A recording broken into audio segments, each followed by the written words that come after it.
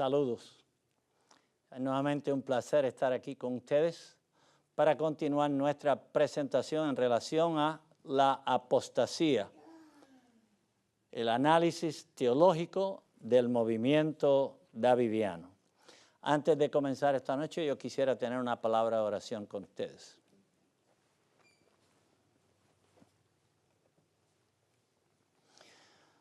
Padre nuestro que estás en el cielo, gracias porque eres un Dios de amor, de misericordia y de piedad. Gracias por la oportunidad que nos concedes de reunirnos en este lugar con el propósito de estudiar tu palabra, cooperar con el Espíritu Santo en la purificación de nuestras vidas y ser asistidos en analizar tu palabra, los señalamientos del Espíritu de profecía y ver si hay algún conflicto entre estos y los escritos del movimiento davidiano. Ayúdanos, Señor, para que nos dejemos conducir del Espíritu Santo en el nombre de Jesús. Amén. Amén. Antes de entrar en la presentación de esta noche, el Carmelo se divide en muchas facciones. Quiero señalarles que alguien, un oyente que escuchó la primera presentación, se comunicó con nosotros para dejarnos saber algunas ideas que él tenía en relación a lo que había escuchado. Y él recomienda que este servidor leyera un artículo publicado en Wikipedia. Y en ese artículo él dice que allí da un esbozo de lo que es el movimiento davidiano y cómo él piensa que el movimiento davidiano es un movimiento legítimo. Él cree que ese movimiento se ajusta a la Biblia, al espíritu de profecía, y él cree que Víctor Houteff o Harov era un creyente legítimo. Este caballero que estaba escuchando dice que él leyó este artículo de Wikipedia y que él cree que el movimiento davidiano se alinea perfectamente con la Biblia y con el espíritu de profecía. Y la verdad es que cuando usted mira los escritos de Víctor Houteff, el autor del movimiento davidiano, de la vara del pastor, y si usted lo mira solamente en la superficie, por encima, pareciera que todo es bueno. Pero una vez que usted comienza a penetrar en las ideas que publicó este caballero, entonces usted puede ver cómo no hay armonía entre Houteff y la Biblia y el espíritu de profecía. En este artículo, yo lo leí, yo busqué el artículo en Wikipedia y leí el artículo. Y yo estoy seguro que el que escribió el artículo allí en Wikipedia también es un davidiano, porque él está de acuerdo con todo lo que hablan los davidianos y según él, todo lo que publicaron lo que publicó Víctor Houteff, el autor de los davidianos, según él, todo está muy, muy bueno. Dicho sea de paso, él dice que los escritos de Víctor Houteff, del movimiento davidiano, se ajustan, son exactamente igual a las creencias de la Iglesia Adventista del Séptimo Día, con excepción de unas creencias que ellos le añadieron. No son unas, son 15. Pero la realidad es que el movimiento davidiano y sus doctrinas que ellos exponen en los libros, en la literatura que publicó Víctor Houteff, la realidad es que no está en armonía ni con la Biblia ni con el espíritu de profecía. Y nosotros vamos a estar mirando en relación a eso en esta noche. También dice este artículo que los Branch Davidians, los davidianos de la rama, y los davidianos originales, esos son distintos, no se parecen nada uno al otro. Eso no es así.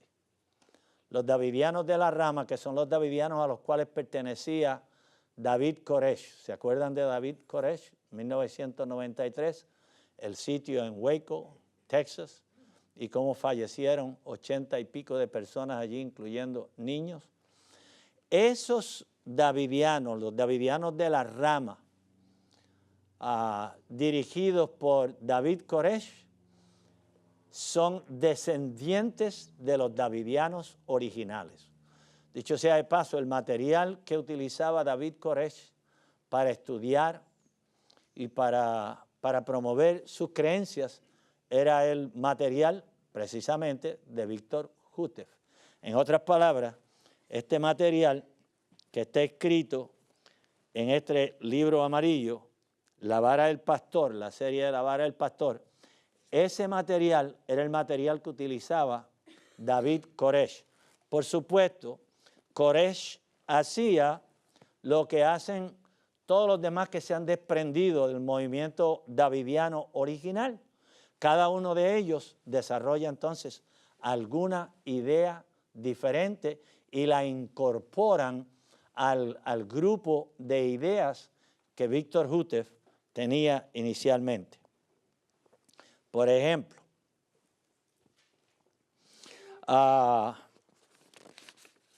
el movimiento davidiano creen, y esto lo promovía el autor del movimiento, Víctor Hútef, ellos creen que allí en Palestina, en Israel, se va a establecer un reino antes de que se cierre el tiempo de gracia y antes de la venida de Jesús.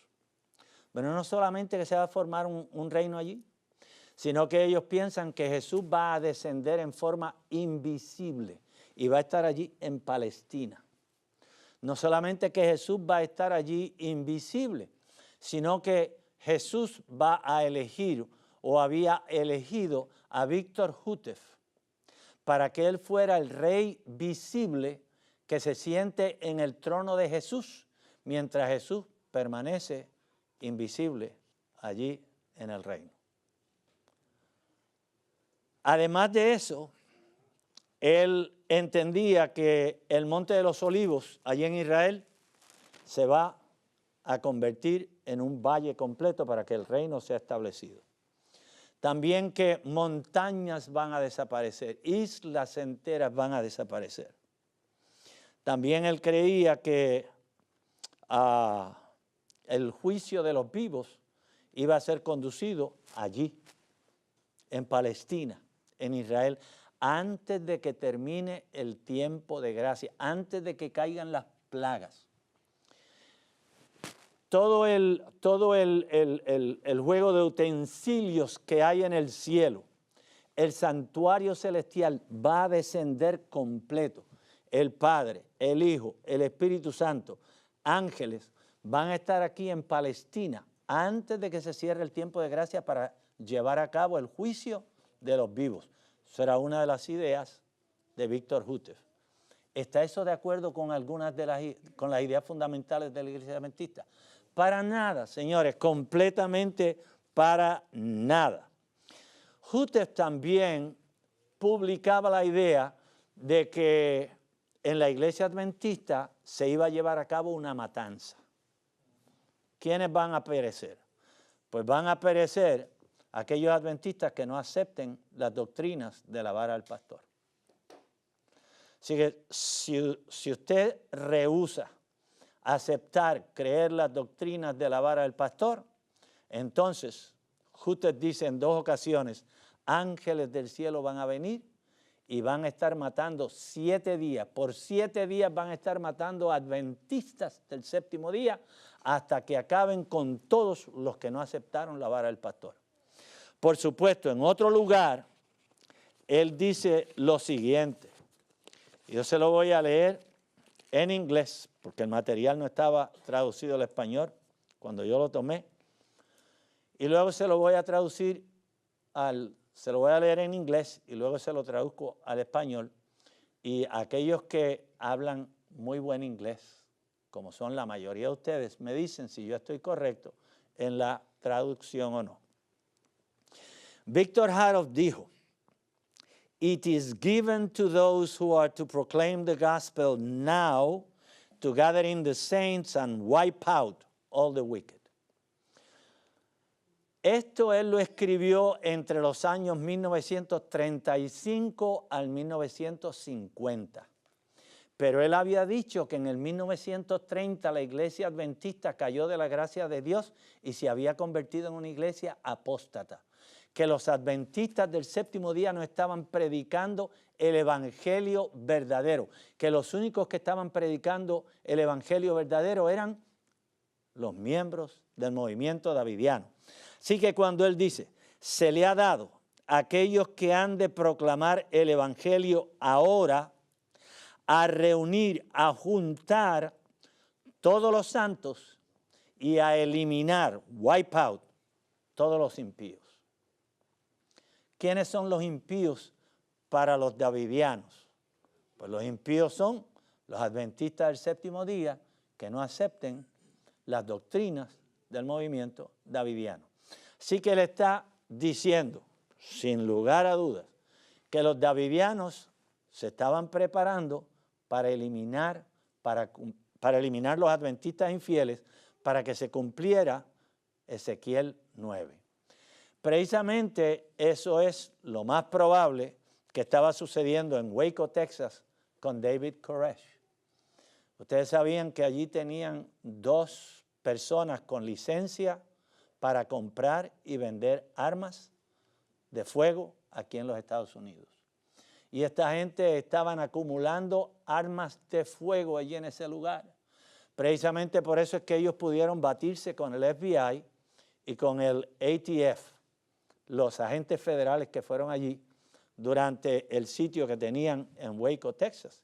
Y algunos de los agentes federales murieron. ¿Cómo murieron? Tiroteo de los que estaban dentro. ¿Ok? Así que estas personas tenían armas. ¿Con qué propósito? Y si eran adventistas del séptimo día, como ellos dicen que eran todavía adventistas del séptimo día, ¿cómo es posible que estuvieran acumulando armas para defenderse cuando nosotros los adventistas no creemos en violencia? Nosotros no creemos que necesitamos armas para defendernos. ¿Quién nos defiende? El ángel de Jehová acampa en derredor de aquellos que le aman y los defiende. El Señor se encarga de la defensa nuestra. Hutef también se comparó a sí mismo con el Elías moderno. Él dice, alguien tiene que venir en el espíritu y en el poder de Elías. Y él cita un párrafo del libro Testimonios para los Ministros, la página 475. Y él dice, ese Elías que ha de venir, soy yo. En el espíritu y en poder de Elías. Y entonces él dice, para que ustedes entiendan lo que es el espíritu y el poder de Elías. Elías el Tisbita, ¿se acuerdan Elías el Tisbita? ¿Se acuerdan qué fue lo que hizo Elías? Él fue donde Acab y le dijo, reúne a los profetas de Baal, 850 de ellos, llévalos al monte Carmelo, allí traes todos los habitantes de Israel y allí vamos a ver quién es el verdadero profeta de Dios. Una vez que Elías probó que él era el verdadero profeta, ¿qué hizo con los profetas falsos? ¿Qué hizo con ellos? Le cortó la cabeza, señores. Y Harold dice, ¿ustedes ven? Allí está el espíritu y el poder de Elías. ¿Con quién se estaba identificando él? Que él es el Elías moderno. Este señor también reclamaba ser el David moderno. ¿Recuerdan al rey David? Pues él reclamaba ser el David moderno. Se casó con una niña de 17 años cuando él tenía 53. Para que ustedes vean cómo se identifican, se complementan, cómo se parecen tanto la rama davidiana y los davidianos originales. ¿Okay? Este hombre que escuchó la presentación dijo, pero es que los davidianos de la rama y los davidianos originales no se parecen en nada. Claro que sí. El nombre de David Koresh no era David Koresh, era Vernon Howell, ¿ok? Pero cuando él tomó el liderazgo de la rama davidiana, entonces cambió su nombre a David. ¿Quién clamaba Jútef que era? Él decía, yo soy el David moderno. Ahora viene Vernon Howell, que se alimenta de los escritos de Víctor Jútef, y ahora él reclama que él es David Koresh.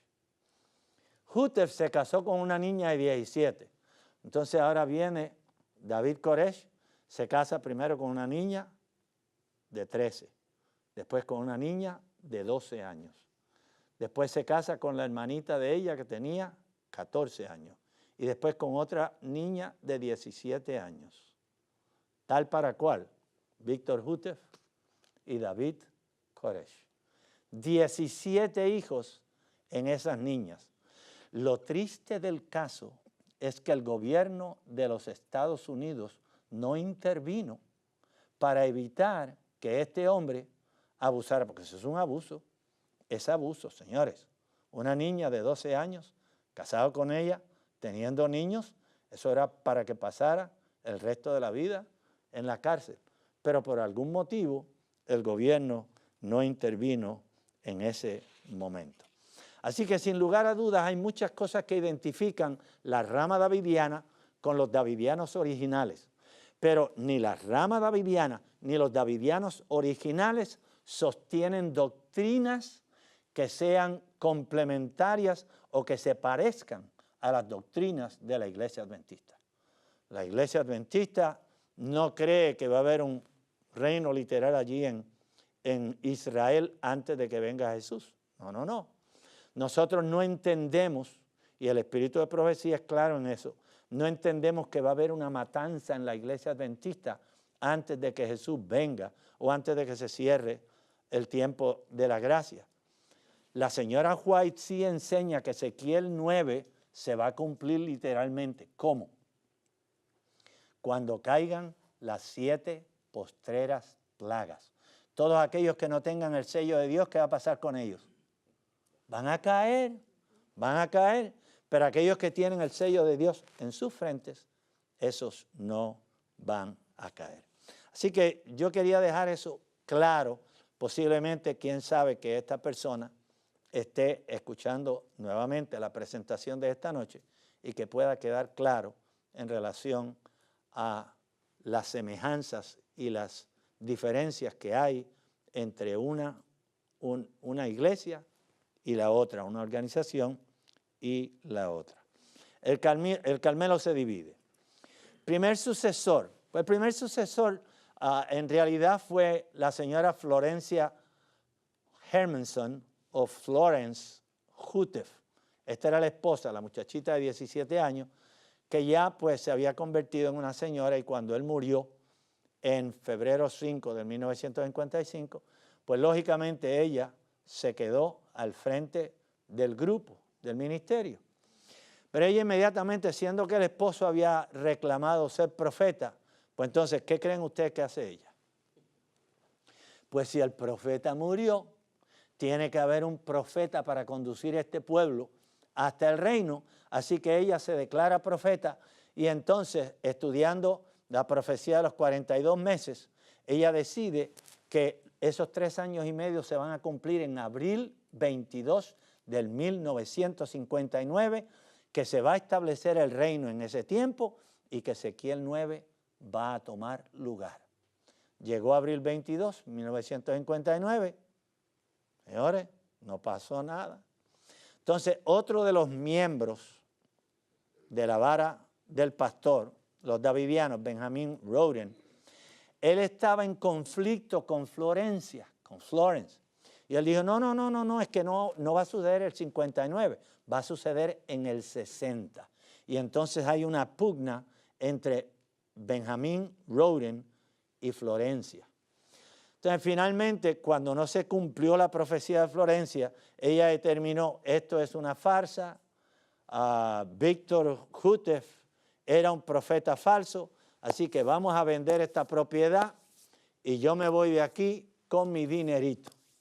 Así que ella distribuyó la plata entre su familia y se fue a vivir a Oregón, se casó con otro caballero y Benjamin Roden la había llevado a la corte para discutir el caso en una corte porque ella tenía que quedarse con todo el terreno y entonces pues la corte le cedió un pedazo de terreno pequeño a Benjamin Roden y entonces él estableció el nuevo Mount Carmel. Así que ahora tienen un Mount Carmel nuevo y ahora tienen un profeta nuevo que se llama Benjamin Roden. Entonces Benjamin Roden dice, pues yo no quiero seguir con el nombre davidiano, así que le pone al frente del nombre davidiano branch, rama, y ahora es la rama davidiana. Por supuesto, ustedes saben quién es la rama que aparece en los libros proféticos. La rama es ¿quién? Es Jesús. Así que en esencia, Benjamin Roden estaba reclamando que él era ¿quién? Que él era Jesús. Señores, y no debe ser extraño que cada uno de estos individuos, miren, tanto Víctor Houteff, que decía que se iba a sentar en el trono de Jesús como el rey visible, como David Koresh, yo soy el Cristo, yo soy David. Ahora Benjamin Roden le está diciendo que él también es el Cristo. O sea que cada uno de estos individuos quieren tomar el lugar, usurpar el lugar de ¿quién? El lugar de Jesús. ¿Ustedes recuerdan a alguien más que quería sentarse en el trono de Jesús? Claro que sí, claro que sí. Entonces, 1959 nace Vernon Wayne Howell, David Koresh. En el 60, Ben Roden duda que su profecía se va a cumplir y cambia la cronología. En el 62, él obtiene por corte derecho a la propiedad del Monte Carmelo. Y junto a su esposa Lois Roden, ellos se encargan, ahora ellos vienen a ser los líderes en Monte Carmelo. El único problema es que esta señora, Lois Roden, en el 1977, pues ella quiere ser famosa también como su esposo. Entonces ahora ella dice, yo tuve una visión. Y en esa visión ella reclama haber visto al Espíritu Santo y notó que el Espíritu Santo era femenino. Señores, podemos decir que hay alguna semejanza en lo que creen esta gente y lo que creemos nosotros como adventistas del séptimo día. Jamás, jamás. Yo no sé cómo es posible, bueno, yo sí sé cómo es posible, porque yo he tenido en los últimos 15 años, yo he estado haciendo estas presentaciones en diferentes iglesias, en diferentes lugares del mundo. El problema es con los davidianos que ellos no estudian la Biblia a profundidad ni tampoco el espíritu de profecía.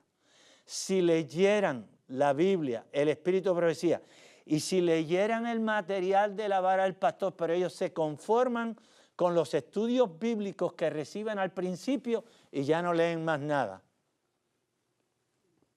Es semejante a la iglesia adventista. La mayor parte de los hermanos, usted le pregunta si pueden explicar en relación al día de la expiación. Pregúntele sobre la profecía de los 2300 tardes y mañanas. ¿Por qué? Porque se conforman con los estudios bíblicos iniciales y ya después piensan que eso es suficiente para llegar al reino de Dios. Cuando este señor Benjamin Roden murió, entonces la esposa tomó su lugar como líder. David Koresh se educó en el material de la vara del pastor de Víctor Houteff. Yo sé eso de primera instancia porque estando en Missouri había un davidiano que había estado en Waco, Texas, cuando se quemó el lugar y él recuperó parte del material que había allí. Allí estaban los libros de este señor Víctor Houteff, parcialmente quemados algunos de ellos. Y había un cheque que había escrito Víctor Houteff a favor de Sears Roebuck y estaba firmado por Víctor Houteff. Yo tuve la oportunidad de ver eso. Así que yo sé con seguridad de que Vernon Howell, David Koresh, estudió los escritos de Víctor Houteff y de allí es que él sacó las ideas que tenía por lo menos la mayor parte de ellos. Entre Louis Roden y David Koresh hubo una discusión, entonces él se fue a un lugar que se llama Palestine o Palestina en Texas y algunos de los de la vara davidiana que estaban allí con Louis Roden se fueron con él. Así que su movimiento comenzó a crecer y el de Louis Roden comenzó a menguar. Aparentemente Louis, de 69 años, había tenido una relación sentimental con Vernon Howell y ella decidió dejarle el campamento de allí de Elk, Texas, se lo dejó a Vernon Howell. Sucede que ella tenía un hijo, George Roden, Bucky. Entonces Bucky dice, pero mamá, es que aquí el que debe heredar esta propiedad soy yo. Y ella dice, no, el que se va a quedar con ella es Koresh o Vernon Howell. Así que Vernon Howell y Bucky Roden se entran a tiros, llevan a cabo, sí señor, llevan a cabo una balacera y el que llevó las de perder fue Bucky Roden, George. Terminó no solamente en el hospital, sino que después terminó preso en la cárcel y más tarde en un hospital de psiquiatría. Howell entonces se queda con el campamento y ahora él es el líder máximo. Él tiene control sobre todo allí. En 1986 se toma a Karen Doyle y la hace su esposa, la segunda esposa. Ya había casado una niña antes. Secretamente se casa con Michelle Jones, de 13 años de edad, hermana de Rachel, su tercera esposa. Howell enseña que tiene derecho a por lo menos 140 esposas. Yo no sé qué él pensaba hacer con tantas, señores. Robin Burns, de 17 años, en el 1987, la hace su cuarta esposa y finalmente termina con 17 hijos entre todas estas jovencitas, muchachitas. Enseñanzas de la vara, y esta es la enseñanza principal de ellos. Un reino de gloria que se va a establecer en Palestina, en Israel, antes del cierre de la gracia, antes de la segunda venida de Cristo, y que se extiende a todo el planeta, construido con ayuda de los gentiles, donde se han de reunir todos los animales que han de poblar la tierra nueva. Miren la idea que él tiene. Los 144,000 van a ir allí a Palestina, a Israel. Ese Israel que nosotros conocemos, antes de que termine el tiempo de gracia. Y entonces allí en ese lugar él va a reunir todos los animales que van a poblar la tierra nueva. Su idea es que estos animales van a estar allí hasta que Jesús venga por segunda vez. Entonces Jesús se va a llevar todos esos animales para el cielo, los va a tener en el cielo por 1000 años. Y al fin de los 1000 años esos animales van a descender con Jesús y los santos para la tierra nueva, para que así, pues, Dios el Padre no tenga que volver a recrear estos animalitos. Ellos sostienen que van a haber 2 sellamientos, o sea, el sello de Dios va a ser puesto en la frente por 2 veces. Primeramente, el sellamiento en la iglesia adventista y después un sellamiento que va a tomar lugar en el mundo. Eso no es bíblico. En ningún lugar de la Biblia dice, en Apocalipsis 7 y Apocalipsis 14, habla del sellamiento de los 144,000 con el sello del Dios viviente. ¿Quién es el que pone ese sello? Es Jesús, es Cristo, no es ninguno otro. ¿Ok? Jesús viene por 2 veces a esta tierra, invisible para llevar a cabo el juicio de los vivos allí en Palestina y después visible en su segunda venida. 2 cierres de gracia, uno antes de la venida de Cristo, por supuesto, uno para la iglesia adventista y el otro para la gran multitud, para los del mundo. Entonces también el Monte de las Olivas va a ser allanado por 2 veces. Una para el cumplimiento de Ezequiel 9 y la otra para, después de los 1000 años, el lugar donde se va a depositar la santa ciudad. Este señor Víctor Haroff aseguraba que sus enseñanzas no contenían errores de ninguna clase. Su literatura es toda verdad o nada de verdad. Él sostiene que su literatura está en perfecta armonía con el espíritu de profecía. ¿Está en perfecta armonía con el espíritu de profecía? No, señor, en ninguna medida.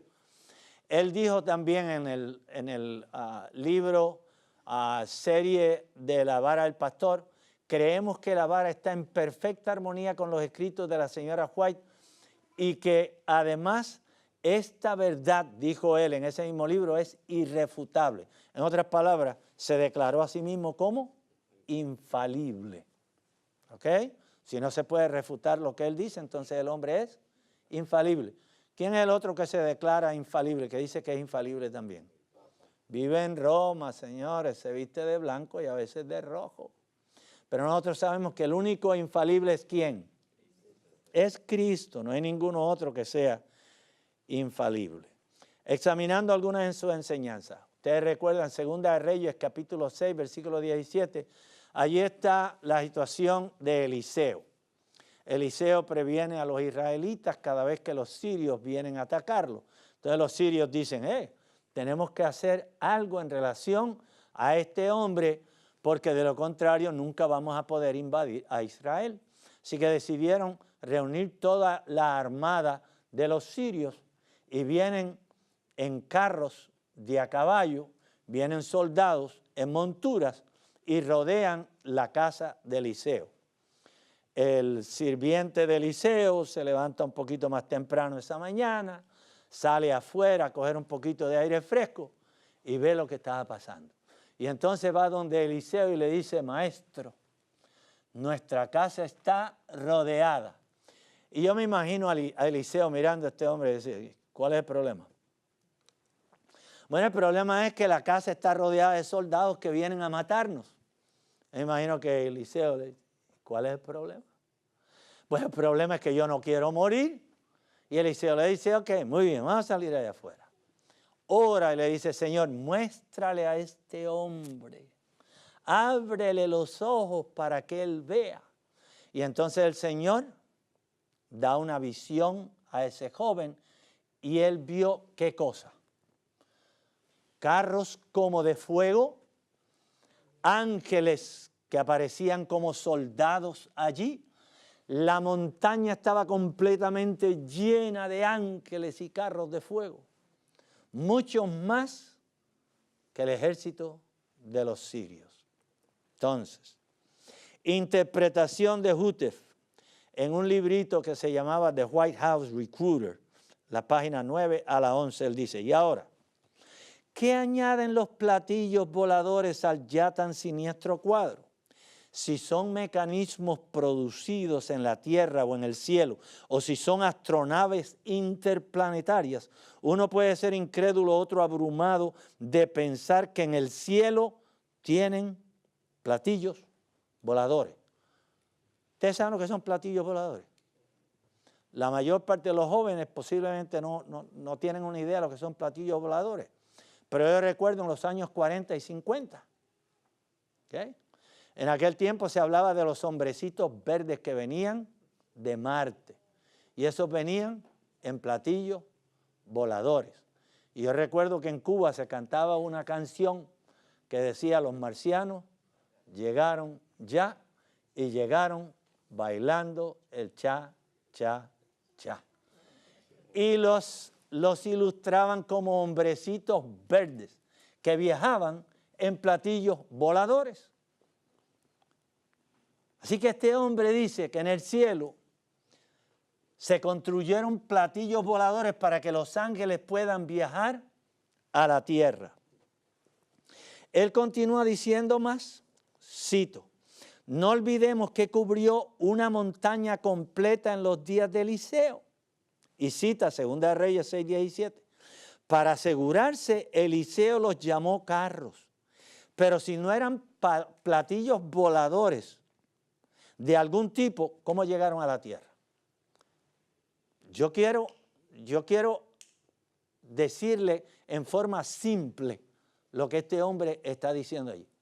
Él está diciendo que los ángeles necesitaban platillos voladores, mecanismos que fuesen capaces de viajar entre el cielo y la tierra. ¿Necesitan los ángeles? ¿Necesitan cohetes? ¿Necesitan aeronaves? ¿Necesitan ningún instrumento para viajar? No, Señor. Si Daniel estaba orando y cuando se levanta de su oración, ¿quién estaba al lado? Su oración había sido contestada. En cosa de segundos, señores. Entonces él dice, Hutef, y si los platillos voladores son del Señor, ¿para qué más han venido si no es para liberar todos aquellos que están escritos en el libro? Daniel 12:1. Y para matar a todos aquellos que los oprimen. Por los que oprimen, Hutef se estaba refiriendo a los adventistas del séptimo día que no permitían que los davidianos vinieran a confundir a los hermanos en la iglesia. Entonces, los ángeles van a venir en platillos voladores para matar, para eliminar a los adventistas infieles, de acuerdo a Víctor Hutef. Víctor Hutef no solamente tenía problemas en el Viejo Testamento, sino que también tenía problemas con el Nuevo Testamento. En Apocalipsis 21:1 dice, yo vi un cielo nuevo. ¿Quién vio el cielo nuevo? Lo vio Juan. Dice, yo vi un cielo nuevo y una tierra nueva. Y el mar ya no existía más. Yo no sé cómo más decirlo para entender que Juan está diciendo que ¿qué había pasado con el mar? No hay mar. El cielo va a estar, no el cielo, sino la tierra nueva. La tierra nueva va a estar adornada por lagos. ¿Ustedes recuerdan en el huerto del Edén? ¿Qué había en el huerto del Edén? ¿No habían ríos allí? Claro que habían ríos. Pero fíjense, cómo la señora White aclara la situación. En el libro Maranata, la página 351, dice, el mar divide a los amigos. Es una barrera entre nosotros y aquellos a los cuales amamos. Nuestras relaciones son interrumpidas por el ancho e insondable océano. En la tierra nueva no habrá mar. ¿Estaban en armonía Víctor Hutef y Elena White? No, señor. ¿Estaba en armonía Víctor Hutef con la Biblia? No, señor. La Biblia y Elena G. de White aseguran que en la tierra nueva no habrá mar, ni lugar por donde andará galera de remos. Gracias a Dios en la tierra renovada no habrá torrentes impetuosos, ni profundos océanos, ni murmurantes olas que se muevan sin cesar. Entonces a él se le ocurre que la destrucción que va a tomar lugar cuando Jesús venga, que dice que en la venida de Jesús, ¿qué va a pasar con el cielo? La tierra y el cielo, ¿qué le va a pasar? ¿No dice la Biblia que pasarán? Claro que el cielo y la tierra pasarán, eso lo dice la Biblia.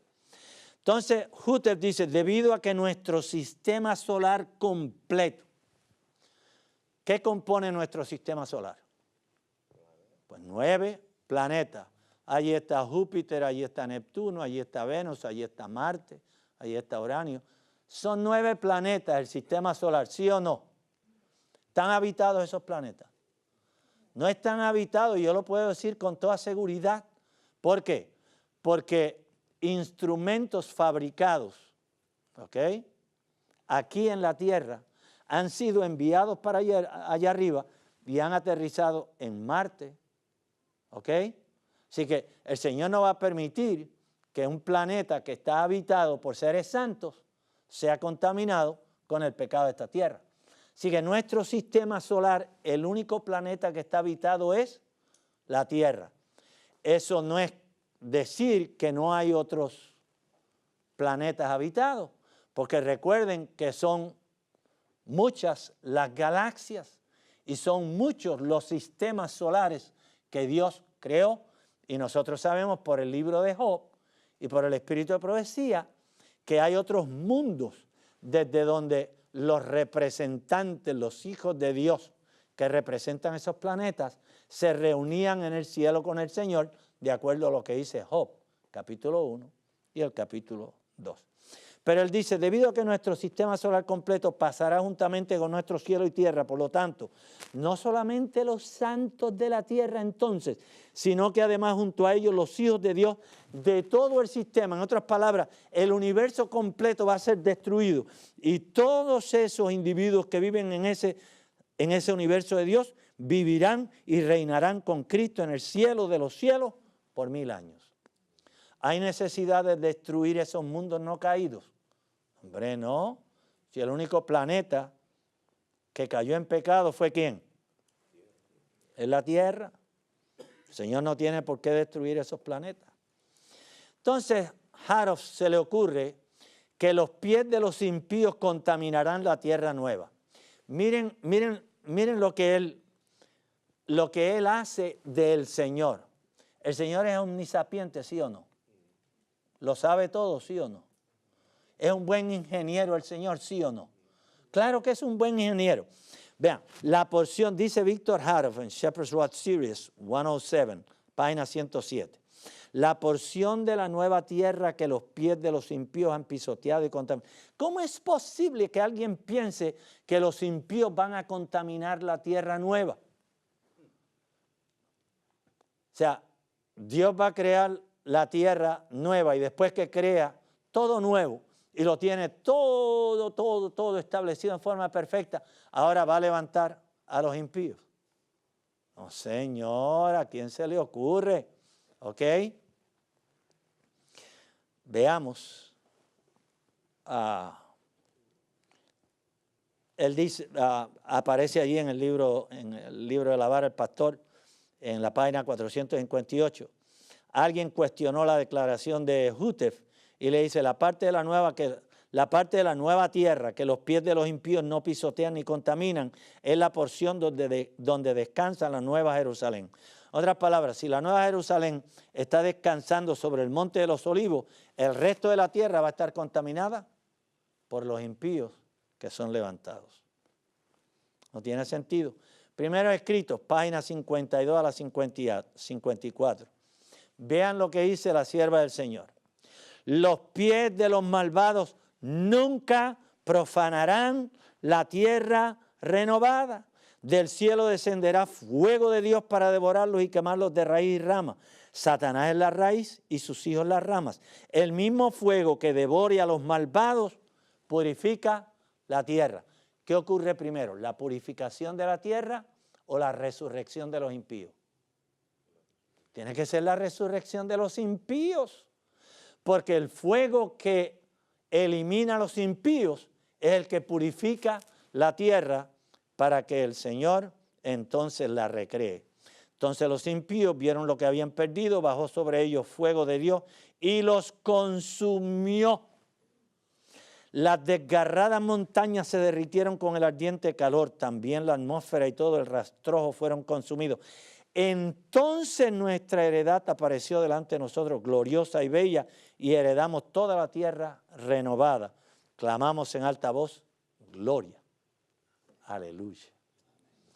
Y en este momento, gloria, aleluya, porque nosotros tenemos la esperanza, tenemos la posibilidad, tenemos la garantía en la sangre del Señor Jesús de que podemos llegar a ser miembros, parte de esos ciudadanos que han de habitar en la nueva Jerusalén. ¿No les parece lindo a ustedes, hermanos? ¿No se imaginan ustedes de vez en cuando caminando por las calles de oro, mirando ese mar de cristal? ¿Ustedes saben cuál va a ser la parte más excitante para mí cuando yo llegue al reino de los cielos? Porque yo voy para el cielo. Sí, Señor. Yo voy para el cielo. Porque vean, no lo garantiza ni mis predicaciones, ni mis enseñanzas, ni mi vida. Nada de eso garantiza que yo voy a entrar en el reino de los cielos, sino la sangre meritoria de Cristo Jesús. Amén. La gracia del Señor Jesús. Esa es mi garantía de que yo voy a entrar al reino de los cielos. Por supuesto, después que yo acepté a Cristo como mi Salvador, ahora yo me estoy entrenando para aprender a vivir como se vive en el reino de los cielos. Entonces yo guardo los mandamientos de Dios no para salvarme, guardo los mandamientos de Dios porque yo quiero practicar en esta tierra la forma como voy a vivir allá en el reino de los cielos. Hermanos, es que es tan lindo tener la seguridad. Yo vivo en paz conmigo mismo, con mi familia, con mis hermanos y con los vecinos que yo tengo. Vivo en paz con ellos. ¿Por qué? Porque yo soy un habitante de otro mundo. Mi ciudadanía no está aquí. Mi ciudadanía está en el reino de los cielos. Aquí meramente yo soy embajador del Señor Jesús.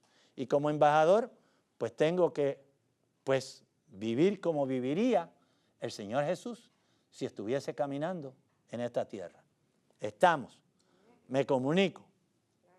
¿Debemos imitar al Señor Jesús, sí o no? Ejemplo os he dado para que como yo he hecho, ustedes también lo hagan. Eso es claro. Dijo el ángel, Satanás es la raíz, sus hijos son las ramas. Ya están consumidos raíz y ramas. Han muerto de una muerte eterna. Nunca resucitarán. Señores, yo no es solamente que no quiero tener que resucitar. Sería lindo si Jesús viniera pronto y nosotros todavía estuviésemos vivos y pudiésemos entrar al cielo sin ver la muerte. ¿No creen ustedes que sería fantástico? Amén. Montarse en ese platillo volador para elevarnos hacia el cielo. No, Señor, no necesitamos platillo volador. Vamos a estar viajando con el Señor Jesús. Vamos a llegar allí al reino, al señorío, la grandeza del Señor Jesús, el Altísimo. Hutef interpretó Nahum 2:5. Ahí en Nahum se presenta la invasión del rey Nabucodonosor a Nínive. Nínive era la capital de Siria. Y entonces el Señor, debido a los pecados de Nínive, recuerdan que en una ocasión Jonás le dijo, estuvo 40 días predicando a ellos, le dijo, si ustedes no se arrepienten van a ser destruidos. Se arrepintieron, pero después volvieron a caer en maldad, peor todavía. Y ahora el Señor permite que Nabucodonosor, el rey de Babilonia, invada a Nínive. Y entonces él trata de prevenirlos nuevamente y le señala a través del profeta Nahum lo que va a ocurrir. Entonces Víctor Hutef leyó Nahum capítulo 2 versículo 1 al 5 y dice, siendo que es un hecho conocido que Gran Bretaña y Francia no estaban preparados para pelear con Hitler cuando él abrió contra ellos sus cañones, y siendo que todos los aliados comenzaron a prepararse poderosamente después que Hitler comenzó a destruir en pedazos, la verdad aparece tan clara como el cristal que el destruidor de Nahum 2:1 no es otro que Hitler, el que estaba preparado al comienzo de la guerra, el que destruyó en pedazos a Alemania misma, el Imperio Británico y muchos otros países. Señores, este hombre dijo que Nahum era una ilustración de la Segunda Guerra Mundial y que la Segunda Guerra Mundial la iba a ganar Hitler. ¿Estaba correcto? ¿Ganó Hitler la Segunda Guerra Mundial? No, señor. La ganaron los aliados. Hitler perdió la guerra. Así que siendo que Hutef había profetizado que Hitler iba a ganar la tierra, la guerra, la Segunda Guerra Mundial, ¿en qué lo convierte eso? En un falso profeta. En 1943, Hutef señaló que el destruidor en Nahum 2:1, a quien identificó más tarde como Hitler, ganaría la Segunda Guerra Mundial.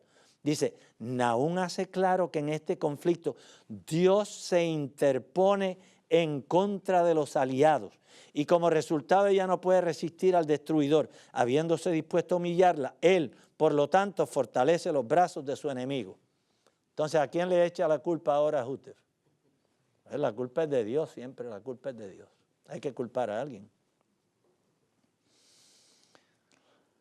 De manera que Asiria, dice Hutef, cae no porque sea débil y pequeña. Asiria son los aliados, los Estados Unidos, Francia, etc.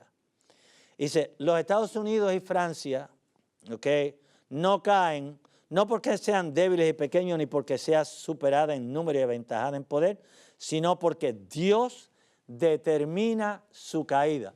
¿Determinó Dios que los aliados iban a caer? No, señor. El que perdió la guerra fue ¿quién? Fue Hitler.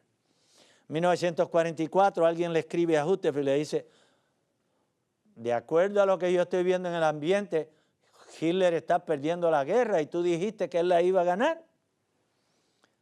¿Cómo puede ser así? Hitler está llevando la peor parte.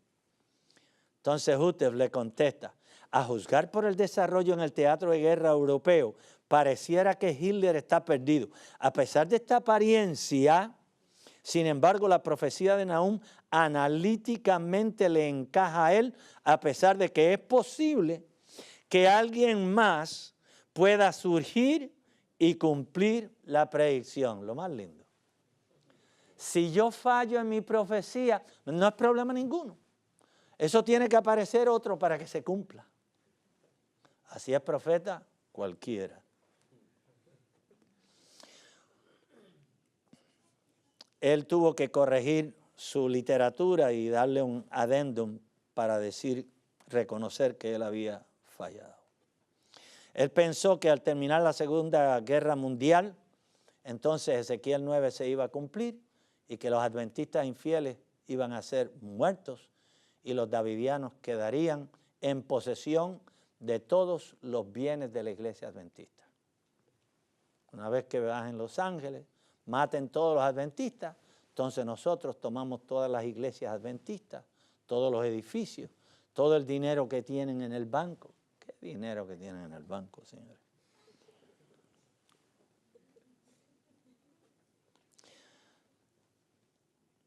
En realidad, hermanos, ¿quién es el que va a destruir este mundo finalmente? ¿Quién es? Es el Señor Jesús.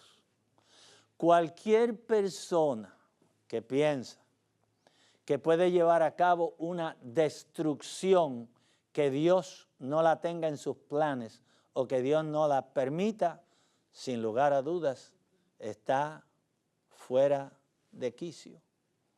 Su mente no está funcionando debidamente. Una persona así no debería identificarse como profeta de Dios, porque un profeta de Dios tiene que seguir las pautas que Dios le ha dado. Una palabra a la manada pequeña. La Biblia es clara. El Israel de Dios será protegido cuando Cristo gobierne las naciones con vara de hierro y desmenuce en pedazos como vaso de alfarero. ¿Quién es el que finalmente lleva a cabo la destrucción? ¿Quién es el que desmenuza? En los tiempos de estos reyes, así dice Daniel, el capítulo 2, versículos 44 y 45, la piedra simboliza ¿a quién? La piedra simboliza a Cristo. Finalmente, el Señor dice allí que la piedra golpeó la estatua, ¿dónde? En los pies. Porque si tú rompes la base, ¿qué va a pasar con el resto? El resto se va a ir al suelo. Así que la piedra, Jesús, es el que finalmente va a llevar a cabo la destrucción de este mundo completo. ¿Quiénes son los únicos que van a sobrevivir? Aquellos que han aceptado a Jesús como su Salvador. Y de los que están vivos, ¿quiénes van a sobrevivir? Aquellos que tienen el sello de Dios en sus frentes. Entonces yo le pregunto, hermanos, el Espíritu de profecía, oye los testimonios, tomo 2, página 69, dice, ninguno de nosotros ha de recibir el sello de Dios mientras nuestros caracteres tengan una sola mancha. ¿Serio eso, sí o no? Joya de los Testimonios, volumen 2, página 69. Ninguno de nosotros ha de recibir el sello de Dios mientras nuestros caracteres tengan una sola mancha. ¿Qué viene a buscar el Señor Jesús a esta tierra? ¿Qué tipo de iglesia viene a buscar el Señor Jesús? ¿Alguno de ustedes recuerda lo que decía en Efesios? Efesios, el capítulo 5. Efesios, el capítulo 5.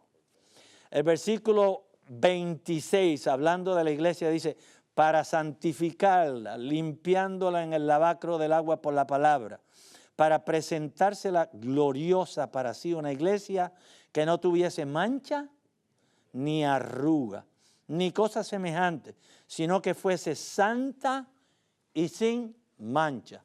Sin santidad nadie verá a Dios. Sed pues vosotros santos porque Dios es santo. Entonces muchos de los hermanos escuchan esto y se preocupan. ¡Wow! ¿Y cómo vamos a llegar al reino de los cielos? ¿Quién puede estar libre, sin mancha en este mundo? Señores, Filipenses 4:13. Eso no es solamente para cuando se lo piden como versículo de memoria. ¿Qué dice Filipenses 4:13? Todo. ¿Cuánto es todo? Todo es todo, señores. El Espíritu Santo va a hacer el milagro en aquellos que quieran que ese milagro se lleve a cabo en sus vidas. Usted quiere vivir delante de Dios en santidad, entonces tiene que cooperar, someterse al Espíritu Santo y el milagro se va a llevar a cabo en sus vidas. Estamos. Que Dios me los bendiga, Dios me los cuide. Terminamos con una oración. Padre santo y bueno que habitas en el cielo, gracias, porque en Cristo tenemos la seguridad de que un día caminaremos contigo en las calles de oro, que estaremos en las mansiones celestiales. Ayúdanos a mantenernos fieles, ayúdanos a gozar día tras día de tu gracia, de la compañía del Espíritu Santo, para que finalmente seamos admitidos en el reino de los cielos. En el nombre de Jesús. Amén.